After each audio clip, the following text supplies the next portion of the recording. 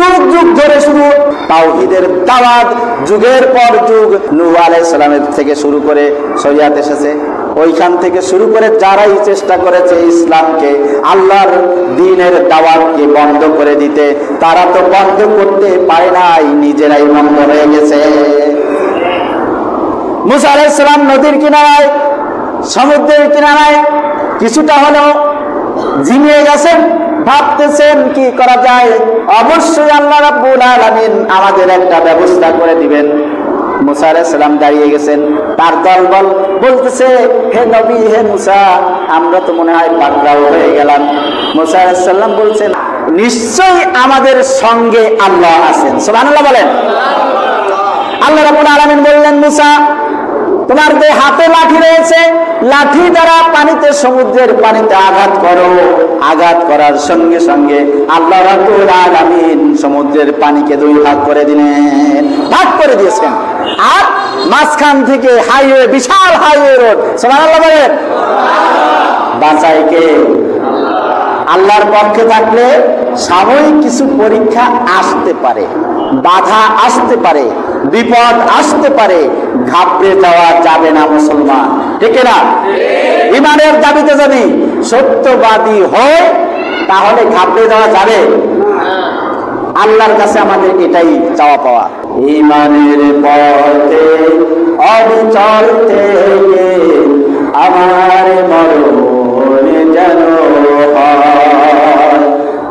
ঈমানের পথে অবিচল থেকে আমার মরণ যেন হয়। তোমারই কাছে মিনতি আমার, তোমারই কাছে মিনতি আমার, মহানবীর দয়াময়। ঈমানের পথে অবিচল থেকে আমার মরণ যেন হয়। সকলে বলে আমিন।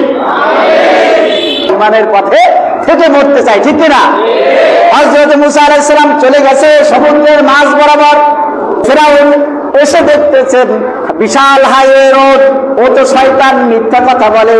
ওনার দলবলদেরকে, সৈন্য সামন্তদেরকে বলছে, এই দেখো, আমি যদি খোদা না হতাম সমুদ্রের মধ্যে দিয়ে এরকম বড় রাস্তা বানাতে পারতাম নাকি? মানে ও বুঝাচ্ছে যে মুসা আলাইহিস সালাম যেতেছে আর আমি ওরে ধরার জন্য রাস্তা বানিয়েছি ওর সৈন্য সামন্তদের। কিন্তু খেলা কার? খেলা কার? আল্লাহ তো খেলা শুরু করছে, সামনে গেলেই বুঝতে পারবি। মুসা আলাইহিস সালাম মাঝ দরিয়ায় আর ফিরাউন দলবল নিয়ে যখন এই কিনারায় ধাওয়া করেছে, মুসা আলাইহিস সালাম এখান থেকে যেতেছে আর ফিরাউনের দলবল এখান থেকে ঢুকতেছে।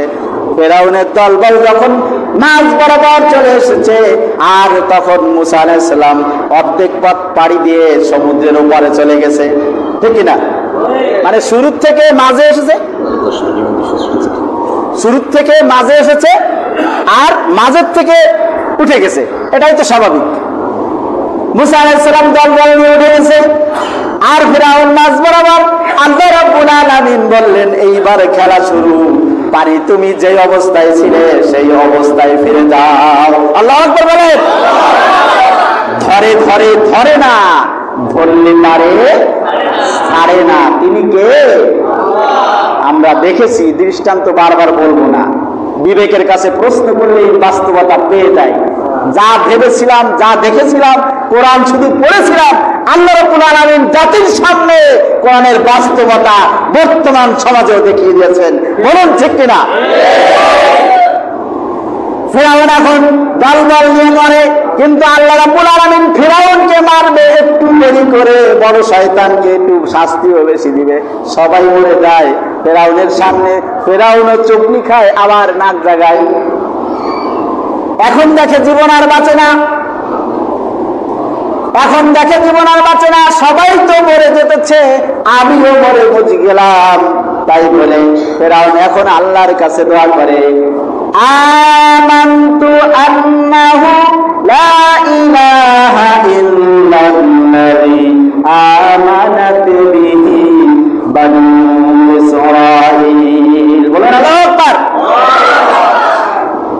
বলছে, আল্লাহ তোমার পর আমি ঈমান এনেছি, এতদিন যা শয়তানি করছি সব আমি তওবা করলাম। কারণ ও তাহাজ্জুদ পড়তো। ওর তাহাজ্জুদ কিরকম ছিল জানেন? বর্তমান সমাজেও তাহাজ্জুদ গুজারি বড় বড় শয়তান আছে, ছিল, দেখেছি, শুনেছি, ঠিক কিনা?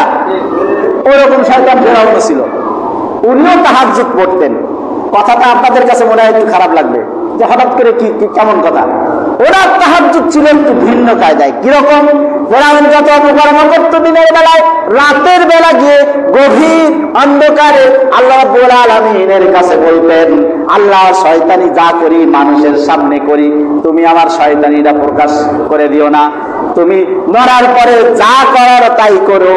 দুনিয়ায় যে আমি আল্লাহর খোদায়িত্ব দাবি করেছি, এই খোদায়িত্ব আমাকে অন্তত জীবন থাকা পর্যন্ত টিকিয়ে রাখো। ও করত রাতের গভীরে দোয়া, ওই তাহাজ্জুদ। আর আমাদের সমাজেও কিছু কিছু তাহাজ্জুদ গুজারি বড় বড় রাবিয়া বস্তিরা দেখেছি তাহাজ্জুদ পড়েন, তারাও হয়তো বা এরকম দোয়া করেছেন, আল্লাহ আমার এই অপকর্মের এই যে তত্ত্ব যেন ভেঙে না যায়, আবার এই শয়তানিগুলি যেন ধরা না পড়ে পাবলিকের সামনে, ঠিক কিনা বলেন? আল্লাহ তো ছেড়ে দেন না, ছাড় দেন সাময়িক। ফেরাউন ডুবে যায়। এখন আল্লাহ বলছে, এখন ফাজলামি করো। এতদিন এত ভাবে মুসা বুঝাইছে, শোনো নাই। এখন আল্লাহ বলছে কোরআন, আন ওয়াকাদ আসাইতা ক্বাবলু ওয়া কুনতা মিনাল মুফসিদিন। তুমি তো বড় ফিতনা ফাসাদকারী ব্যক্তি ছিলে পৃথিবীর বুকে, এখন ঈমান আনলে তোমার ঈমান গ্রহণ করা হবে না। ঈমান মৃত্যুর শ্বাস শুরু হলে হাদিস থেকে আমরা পাই ঈমান গ্রহণ আল্লাহ করেন না, আল্লাহ তওবা কবুল করেন না। সুতরাং ফিরআউন মুসাকে মারতে চেয়েছিল, মরেছে কে?